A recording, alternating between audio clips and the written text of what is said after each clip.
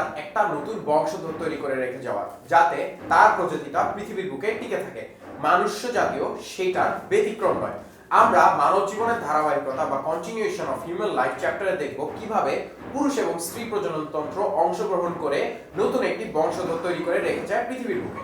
আমার এই কোর্সে আমরা দেখব পুরুষ প্রজনন তন্ত্রের পার্টগুলো কি কি, কিভাবে সেখান থেকে একটা জনন কোষ তৈরি হচ্ছে, আর এই পুরুষ জনন কোষ তৈরির প্রসেসকে আমরা বলি স্পারমাটোজেনেসিস, যেখানে একটা জার্মিনাল এপিথেলিয়াম সেল থেকে শুরু করে স্পারমাটোগোনিয়া, স্পারমাটোসাইট, তারপরে একটা স্পার্ম বা শুক্রাণু তৈরি হচ্ছে।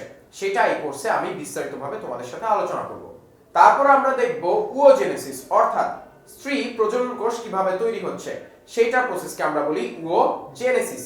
কিভাবে একটা তোমার উওগোনিয়াম থেকে উওসাইট, তারপর উওটিক তৈরি হয়ে একটা শুক্রাণুর সাথে নিষিক্তকরণের মাধ্যমে নতুন একটা জাইগোট তৈরি করছে, আর এই প্রসেসকে আমরা বলি ফার্টিলাইজেশন বা নিষেক।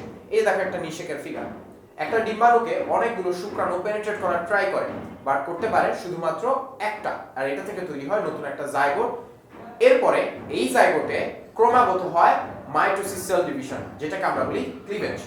এরপরে তৈরি হয় বিভিন্ন জার্ম লেয়ার, তারপরে তৈরি হয় একটা পূর্ণাঙ্গ মানুষ। এই মানুষ তৈরি হওয়ার বিভিন্ন প্রসেসকে বলা হয় অর্গানোজেনেসিস। সেইটাও আমার এই কোর্সে বিস্তারিতভাবে থাকবে।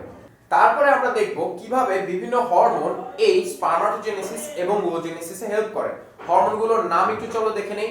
ফার্স্ট অফ অল আসবে follicle stimulating hormone, luteinizing hormone, oestrogen, progesterone, testosterone এবং অ্যাড্রেনোকর্টিকোট্রপিক হরমোন, গোনাডোট্রপিক হরমোন। এগুলো কিভাবে আমার এই টোটাল প্রজননের প্রসেসটাকে হেল্প করে সেগুলো আমি এই কোর্সে বিস্তারিতভাবে আলোচনা করব। এরপর আমরা দেখব কিছু যৌনবাহিত রোগ, অর্থাৎ সেক্সুয়ালি ট্রান্সমিটেড ডিজিজ, যেমন গনোরিয়া, সিফিলিস এবং এইচআইভি এইডস।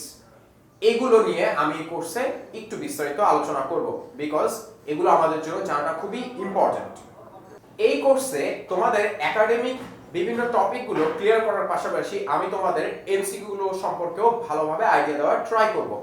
পাশাপাশি এমসিকিউ গুলো মনে রাখার জন্য থাকবে কিছু শর্টকাট টেকনিক বা নেমোনিক। তো সবাইকে স্বাগতম আমার এই কোর্সে। দেখা হবে তোমাদের সাথে ভিডিওগুলোতে।